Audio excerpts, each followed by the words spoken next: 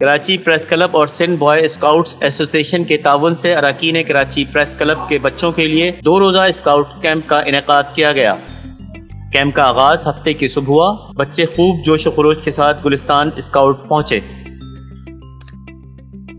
عملی زندگی کے مختلف مراحل کے مشاہدے کے لیے بچے 2 روز تک خیموں میں رہے۔ معاشرے میں مؤثر کردار ادا کرنے کے لیے بچوں کی کردار سازی پر خصوصی توجہ دی گئی۔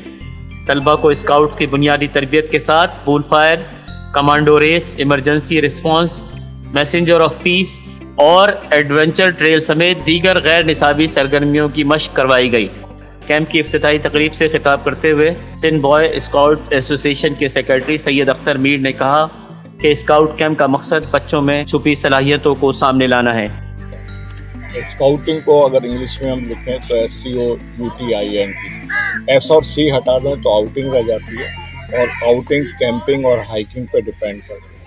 کیمپنگ میں جب بچے آتے ہیں اپنا گھر چھوڑ کے تو یہاں مل جل کر رہتے ہیں، اپنا کام خود کرتے ہیں، مختلف ایکٹیویٹیز میں حصہ لیتے ہیں، تو ایک تو ان کو مل جل کر رہنے کی عادت پیدا ہوتی ہے، اپنا کام خود کرنے کی عادت پیدا ہوتی ہے، اور اس میں بچوں میں لیڈرشپ اور کانفیڈنس پیدا ہوتا ہے۔ سندھ بوائے اسکاؤٹ ایسوسی ایشن کے پیٹرن اور کراچی اوپن ڈسٹرکٹ کے اسکاؤٹ کمشنر جسٹس ریٹائرڈ حسن فیروز اختتامی تقریب کے مہمان خصوصی تھے۔ انہوں نے کیمپ کے انعقاد پر اراکین کراچی پریس کلب اور سندھ اسکاؤٹس ایسوسی ایشن کی کاوشوں کو سراہا۔